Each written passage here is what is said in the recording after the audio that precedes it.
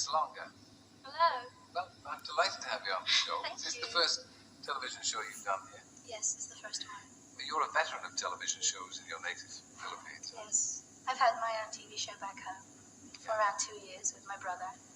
And with mostly a children's show, we have some musical numbers and do all sorts of things. Yeah, and you've had records released as well. Mm-hmm. And you've appeared in all sorts of musicals.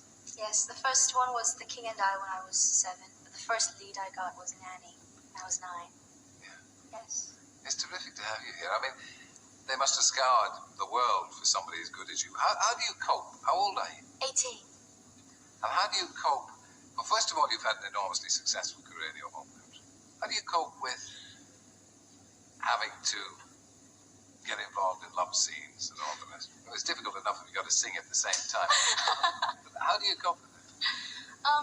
For one thing, I have a very good director, Nicholas Heitner, who is, I think, the wunderkind now of theater.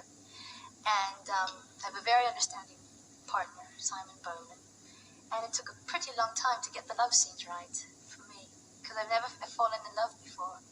So it took a while to get the passion out, but eventually it did. Oh, I'm glad. Yeah.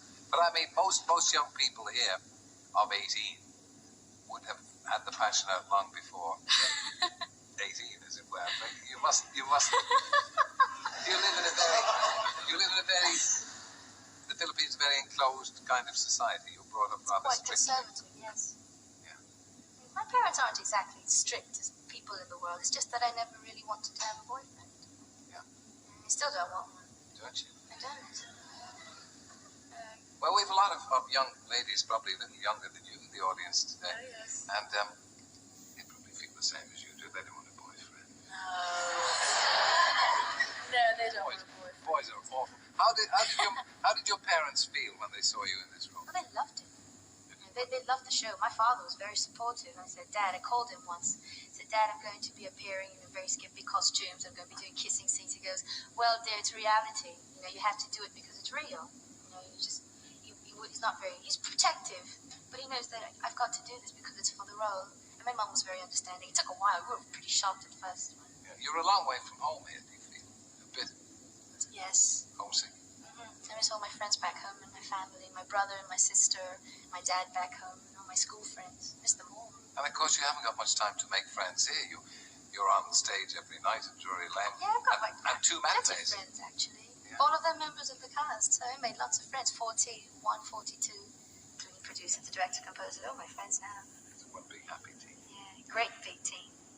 How did you get the part? I auditioned in Manila. Cameron McIntosh, Nicholas Heitner, Alain Boubine, and Claude Michel Schomburg, along with Vincent Liff, casting director from New York, and Edward Bear. All went to the Philippines. I think they went around the world first before landing in Manila, and they auditioned 111 women, and I got the part. What about the singing? You'd been a singer Yes. before, pop singer, but this is a bit different.